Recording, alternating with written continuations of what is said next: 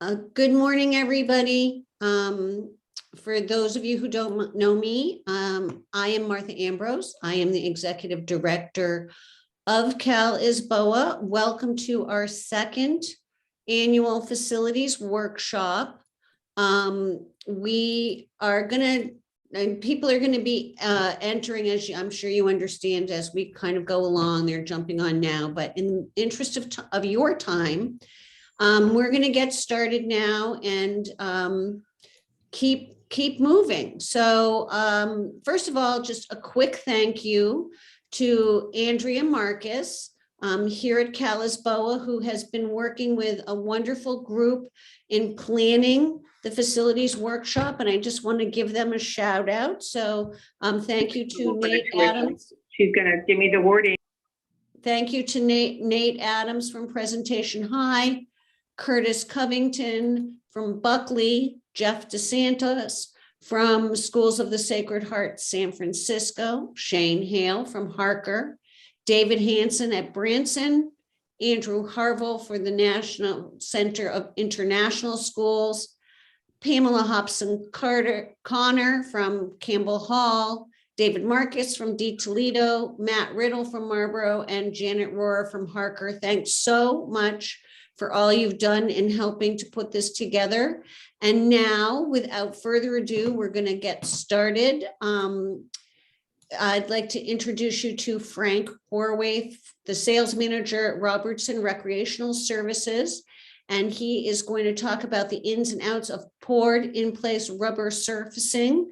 I believe Frank would like you to hold questions until the end. And if he can't get to them at the end, then he has left his contact. He will leave his contact information for you. So anyway, without further ado, welcome, Frank. Thank you, Martha, and thank you, Andrea. As mentioned, my name is Frank Horvath, regional sales manager for Robertson Industries in Northern California. Been in the business of surfacing about 8 years, playgrounds coming up on about a decade now. Andrew asked me to speak potentially to the ins and outs of pour in place surfacing, and I am absolutely happy to be here. Put together some slides. You can probably see I'm not a real tech guy, but I'm going to try and buzz through the information as quickly as we can. As Martha mentioned, please hold your questions till the end. I'll have my contact information up, so if we want to take things offline or reach out independently afterwards, we can certainly do that. So let's go ahead and jump in. Okay, or we'll do it that way. Come on. There. All right, looks like we got a little bit of a lag. All right. So this is a pour in place surface. If any of you are not familiar, it's a rubber, granular rubber, capped over recycled cushion layer, lots of design options. This happens to be one of my favorite current projects in the city of Vacaville, an all-inclusive playground that we just completed. Shows a lot about the design options and what you can do. It's just my favorite recent project, so I thought I'm going to throw a little color in here. Talking about schoolyards, playground surfacing, as all of you know, budget, how much space you have, the age group of the children, how much play is going to be occurring on the surface, weather, possible drainage issues, and ongoing maintenance are all things, both personnel and budgets for ongoing maintenance, budget when you're starting out, trying to create the greatest amount of play value. And pour in place is just one of the many options that you might have available to you.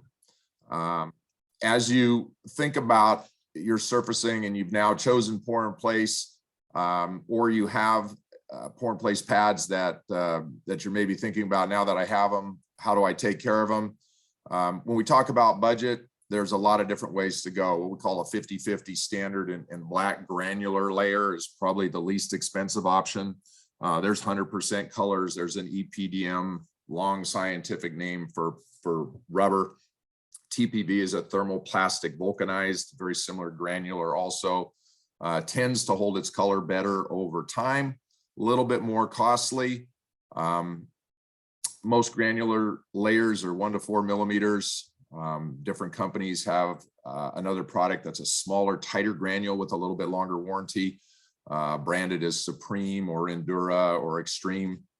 It's basically a smaller granule that gives you a tighter bind for high wear areas. Warranty desired. The smaller granule is a tighter bind. It carries a longer warranty, but it's also a little bit more costly. One of the main key takeaways that I would like everybody to keep in mind is the sub base is absolutely very important. Pour in place can be installed over compacted aggregate rock base. It can be compacted over concrete. It can be installed over aggregate or asphalt as well. But the sub base is extremely important. If the ground, I'm in Northern California, we do a lot of work in the San Francisco Bay Area. If the ground underneath the pad is moving, it can create issues over the long haul. So always very important. I tell people, if you're considering pour in place, have me come on out, take a look, and let's make sure that the foundation is correct. Again, the age group, the intensity of play, fall heights of the playing equipment determines the depth of the structure, all those, the depth of the surfacing, all those things are key to take into account while you are looking at a pour in place surface. Spinners, swings, slides, monkey bars can be very high wear areas that need some special attention. And then I've got a note down there at the bottom of the slide, surfacing colors and designs. Pour in place is very similar to a car or a home or anything that you can purchase that has options. You can make it as fancy as you want, but each of those things are kind of itemized as options and cost a little bit more. The last thing to keep in mind with any surface, pour in place in particular, is the periodic maintenance that comes down with the surface to maintain the warranty. Just a little picture talking about design. Here's a little hopscotch pad. We'll talk a little bit more about design, but something to absolutely keep in mind. These are the types of things we can do. They do add complexity and they do add cost as well as play value. Again, I touched on options. The pour in place is always a two-layer system. It's a granular or a shred recycled rubber chunk layer post-production pre-consumer. It's mixed with a urethane binder. That's the bottom layer. And then you've got your granular, what we call the wear course layer. It's typically a 1/2 inch thick. That's where your color is. That disperses the energy of a fall. The cushion layer absorbs the energy, and the two layers work together to provide the impact attenuation and the accessibility. Most manufacturers, like I mentioned, will have an Extreme or a Endura or a Supreme smaller granule. Colors are basically standard or premium, depending on how fancy you want to get. Terracotta red, blue, green, beige hold their pigments the best. They're the least expensive and the ones that I typically recommend. You can do purple, orange, bright yellow, all those things, but they do add costs, and typically they don't wear as well either over the long haul. Two different types of urethane binders, basically the glue that's mixed together that holds the pad, an aromatic or an aliphatic. Some colors require the aliphatic, which adds a couple of dollars per square foot. It's a more expensive glue, for lack of a better term. Then you can do whatever you want. We can do birds, frogs, snakes, rocks, fish, any kind of design. You think of the analogy of painting a house. If you're just painting a wall and you're doing all one color, you can get a lot done in a short period of time. If you're doing cutouts around window sills or door frames, it's going to slow you down. It adds labor cost and it adds cost to the pad. So those are things to keep in mind with your budget as well. High wear areas, slide exits, under climber poles, overhead bars, merry-go-rounds and spinners. Those are areas that will typically wear, and where we suggest using the Supreme granule. And whoever you speak with, whoever you work with, you want to ask about those types of options. Warranty considerations, the industry standard for pour in place is 5 years. A lot of companies, ours included, have 7-year options for the smaller granule. Prorated 10-year warranties might be 5 years solid, and then a prorated for another 5 years. So again, like anything, whether it's poured in place rubber, whether it's tiles, engineered wood fiber, synthetic turf, any of those surfaces, you want to make sure you understand exactly what the warranty is and what it takes to maintain the product to keep the warranty in place. Talked a little bit about age groups, intensity of play. Schools, you've got preschool, kindergartens, smaller children, smaller feet, less impact on the surfacing. Typically kindergartens, preschools, lower primary.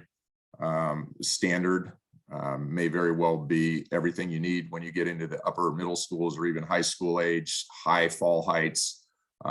Children that are heavier, they're bigger, they're stronger, there's more pivoting on the rubber. Similar to a carpet or anything else, they're going to create more wear. So those are things to take into account as well. How long are children on the playground? Is the playground available to folks that are not involved with the school on the weekends? Is it used just for free play, or are there organized activity patterns that might need high wear or an increased maintenance? So all things to consider with pour in place. Something that's not commonly known, the fall heights of the play equipment determine the depth of the pour in place.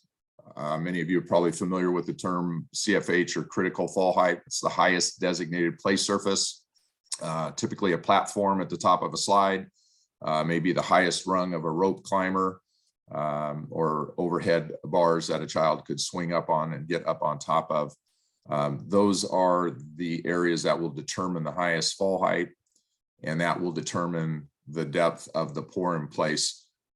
So if there's a contained area where you're building a curb around it, knowing whether you need 2 inches of depth, 3 inches, 4 inches, it's typically about a ½ inch of surface depth per 1 foot of fall height. So a 6 foot fall height play area for lower primary grades would be a 3-inch depth system. Again, types of play structures: spinners, climber poles, high heavy impact coming down, overhead bars, the same thing, heavy use in a small area. Swings, you've got your feet dragging. Those are areas that will tend to wear. You're probably familiar, if you have engineered wood fiber, that's where the holes are. The product gets kicked out, needs to be raked back in every single day. With pour in place, also high wear. You don't have that maintenance as much on a daily basis, but those are high wear areas to definitely keep an eye on. Merry-go-rounds.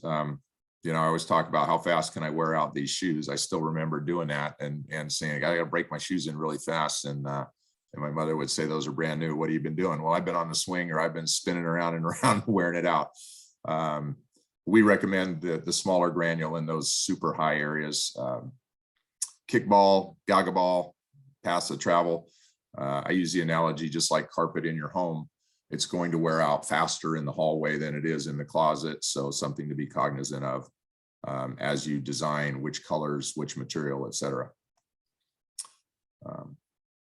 Again, you can get as fancy and spend as much money as you want. Sometimes I get out and meet with people and they say, this is what we want to do. And I ask them where they have their giant bucket of money buried. And then we talk about the fact that complexity can add play value, but it also adds initial cost. The more colors you have, the more seams that you have in a pour in place system over time, the expansion and contraction of the granules due to changes in temperature and UV exposure, those seams can become points of separation. Organic material gets in there and they can become trip points and areas of high wear. So something to keep in mind: design desire at the beginning versus budget versus the long-term integrity of the pour in place pad and the ongoing maintenance that it'll require if you start to see some degradation of the pad along seams or along edges. A lot of people wonder about that top layer. It is called a wear course. It is designed to wear. It's a ½ inch thick. And over time, those granules will become loosened up as the pad expands and contracts. The urethane gets worn off. Think of sand on a wood floor. Anything that's going to be abrasive will eventually start to wear the pour in place pad over time. And UV exposure, the harsh climates in the valley, the Sacramento Valley down into Merced, Modesto, Fresno, and what have you, intense UV and heat during the summer will tend to wear the pads a little bit more than, say, our Bay Area climates, which are a little bit more mild throughout the year. If you do have shade structures, there's been a large emphasis on shade structures over playgrounds here the last couple of years. That certainly will help with the wear and the life of the pour in place surface. And in periodic maintenance, I put down 5 exclamation points on there. Every surface requires periodic maintenance, and pour in place surfaces are no different. As I do my travels throughout Northern California on virtually a daily basis, when I run into pads that look like they're deteriorating or they're worn, the question that I always ask is, have you done your periodic maintenance? Most often the answer is not as much as we know we should, or we didn't know we were supposed to do anything in the first place. So some of the keys: blow and vacuum off debris as often as possible. Anything that is abrasive, bits of gravel, decomposed granite, twigs, sticks, rocks, anything like that that can be ground into the surface is going to degrade it more quickly. So you want to keep it as clean as you can. I get asked the question often about power washing. The answer is very cool water, very low pressure, mild, non-abrasive cleaners like a dish soap. If you have spot stains, bird droppings, or the soda or food, those types of things, a soft cloth, a dish towel, or a small rag to rub out those stains, and then rinse with a mild non-abrasive soap. The rubber is porous, so most of those stains will either wash off or soak down through the pad into the subbase below, be that aggregate or rock or concrete, and then follow the native grade away from the pad. Sand, kids love it. We love it. I tell architects, keep it as far away from the pour in place as you can. It's abrasive. It's like taking sandpaper to a wooden floor in your house. It also becomes very slippery on the pour in place.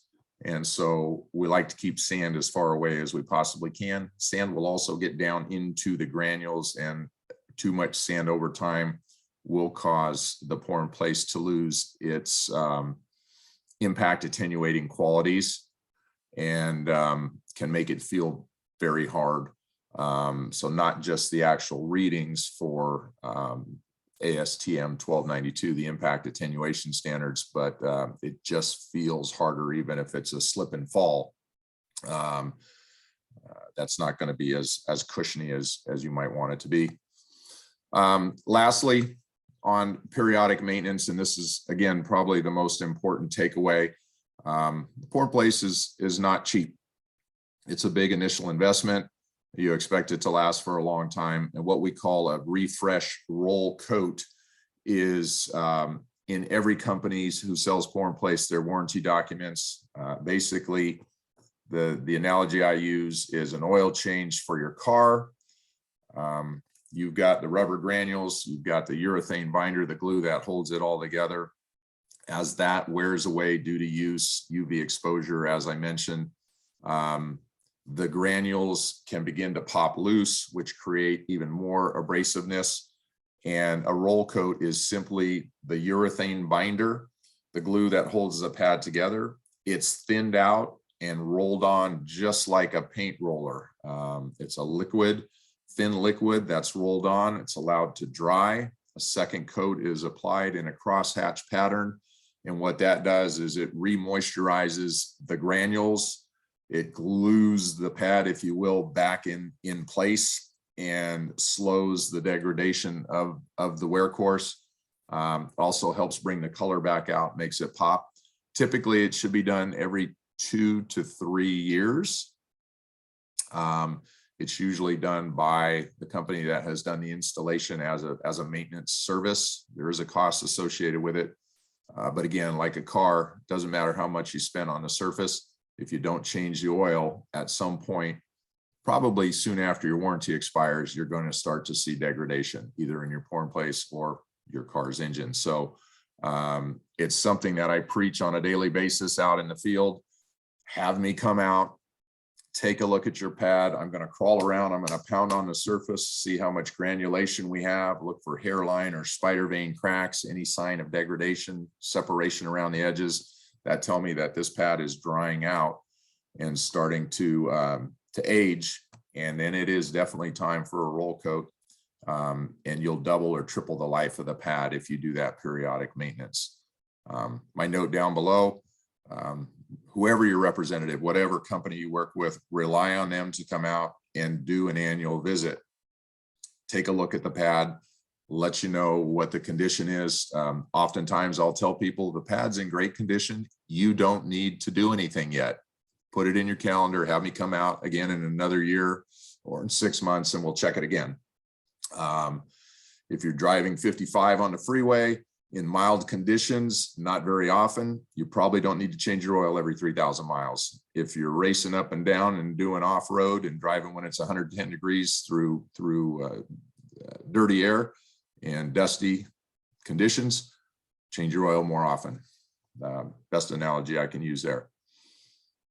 And with that, we should have about 8 or 10 minutes left for any questions. I do love what I do. It's playgrounds. We work with good people in schools and parks and rec departments, and it's just rubber surfacing, and it's not rocket science, but sometimes it sure feels like it. And the way that I see myself as a consultant, somebody who can help folks make the right decisions as to what they want to use and then how to take care of it so you get all the value you can out of the investment of the pour in place surface. So there's my contact information if you want to reach out offline, but we can go ahead and open it up for questions. Thank you. Thank you, Frank. So go ahead and pop those questions in the chat and we will get to it.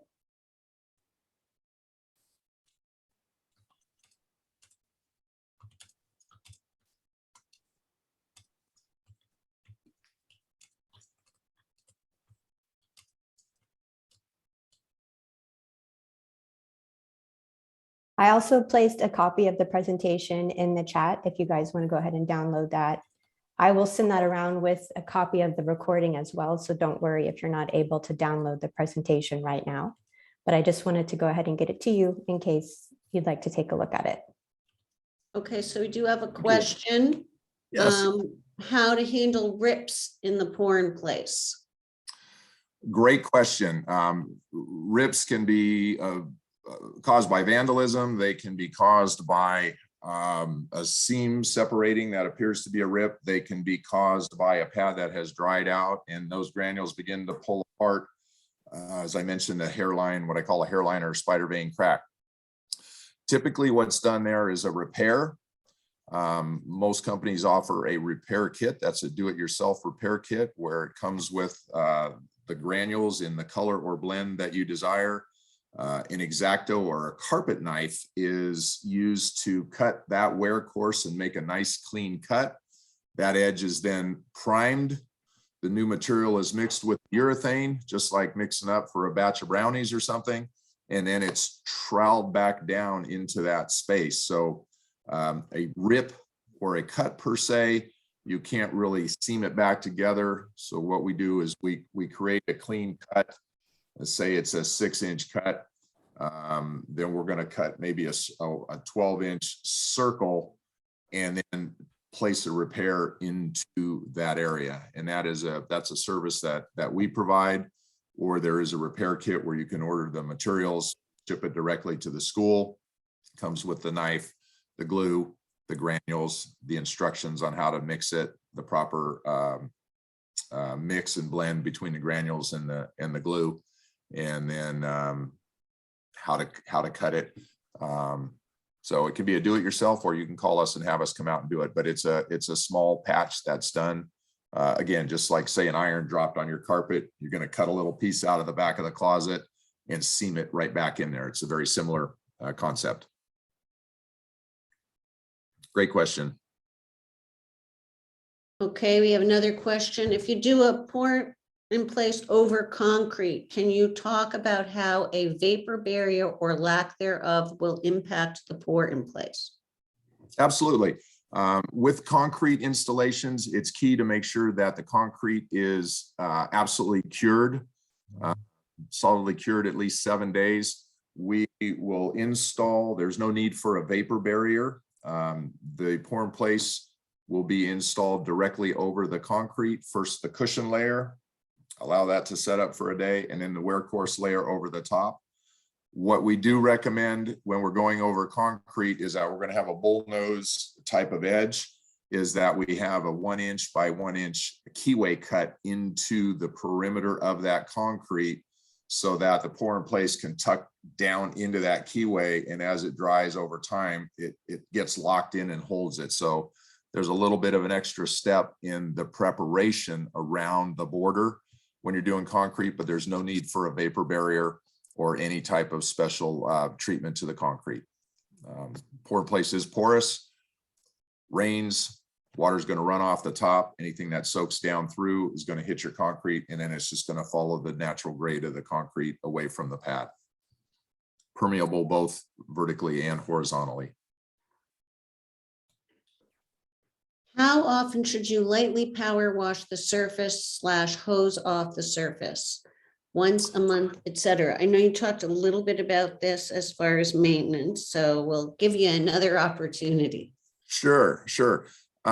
Again, it depends on what you see, how much use, stains and what have you. Certainly once a month is adequate, maybe quarterly as well. If you've got spot stains, those can be addressed again with a light cleaner.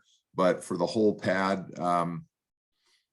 less is more as far as power washing. I've seen pads damaged because we get too much heat. We really want to get in close and we're trying to get some gum off that pad and we end up creating a little crater. So probably quarterly, or call and say, come on out, let's take a look at this. What do we need to do? Is a power wash sufficient? Or, it might just be blowing sand off. Does that answer the question, or too much information? I think it was, I think it was a great answer. And it is a little unique to kind of what you're dealing with too, right? It really is. We have schools that the play areas are open and they're supervised during recess and lunch hours, and they take great care of it and come back on Mondays where it's been open to the public on the weekends. And they're like, what the heck happened here? We have a maintenance sheet that talks about all different types of stains, from sodas to food to bird droppings to vomit, whatever. What do you use to clean up the various things? And it's a one pager that I email out almost daily to customers saying, what do I do with this? Should I power wash? I'm not sure. I don't want to ruin it. Can you come out and take a look at it? Those are the things that I try to do to help. And sometimes I say, no, you don't want to power wash this. What you need to do is hit some spot cleaning and get a roll coat on it. Another mention of sand. Sand entered at a color separation. Don't design near a sandbox. A tree root has raised another pad 1 or 2 inches over a 15-foot length and now is a trip hazard. So this, I think, is saying, I'm going to need your consultation. Yeah.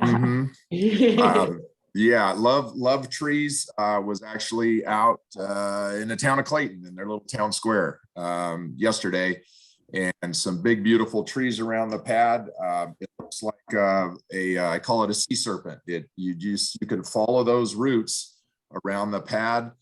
Typically, if they're lifting a seam or they're becoming a trip hazard, the fix there is whether or not you consult an arborist. Most ones I've talked to say the big trees that have roots large enough to lift, you can't damage the tree. So the fix there is to cut out the rubber where the root is lifting and go down and find that root. You may have to excavate down 12 or 18 inches, cut that root off, backfill in the aggregate, make sure it's compacted, and then patch the rubber on top of it. I'm wondering if in the interest of time, I thought that I would finish up with the last 3 comments and then, Okay. you know, because I think we got, what, somebody just added another one, you guys. You could, my email's on the screen Well, there. Anybody can reach out. Happy to Right, help. so let's do the 3 that were there when I was first starting this, and then we'll give you guys just about 5 minutes to get to the next one. I know Andrea is gonna get that set up. So anyway, we are considering installing an outdoor volleyball court. We worried about sand as it would be used during recess and snack breaks. Have you ever used pour in place for a volleyball surface? Or would EWF be better? You can absolutely use pour in place for volleyball, EWF or sand. Being an old college basketball player myself and running around, I would find it very difficult to play I've played volleyball in the sand, and I don't jump, I just sink when I try to jump. But EWF or sand, I wouldn't recommend. You can absolutely use pour in place. You may only want to, depending on the subbase, have a 2-inch depth system, or if it's over concrete or asphalt, we can do just a 1/2-inch granular layer that gives it a little bit of cushion. But you can build in the lines, you can paint the lines on, you can design the lines in, but it'd be a great surface, easy on the knees and ankles to do a volleyball court over pour in place. Here's another question that probably applies to a lot of people. Any special considerations for surface when left not in use for long periods or over the summer?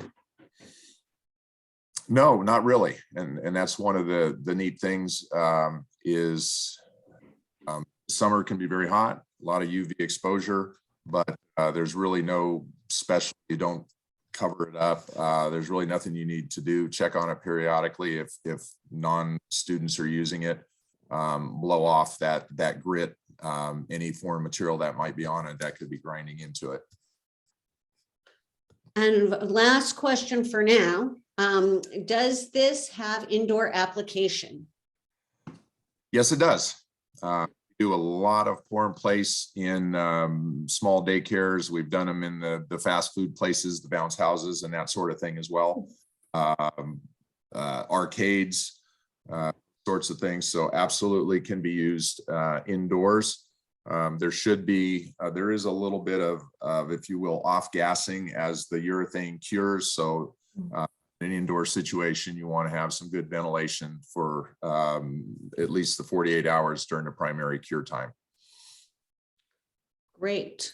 Well, if you have additional questions, feel free to reach out to Frank directly.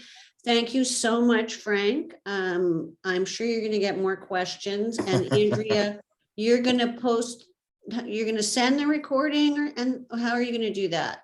I will. I'll just go ahead and send out the recording along with a PDF of the slides to everyone. Give me, until Monday to get it all done, but I'll definitely do that. Well, I guess so. Thank you, Frank. We'll wrap this one up. I bet you we'll see you back with us again another time. And I look forward to it. Everybody should have links for the next session, which starts in 6 minutes. Yes. So thank you. Go get a snack. Everybody. Go get a snack. Thank you. Thank you, Frank.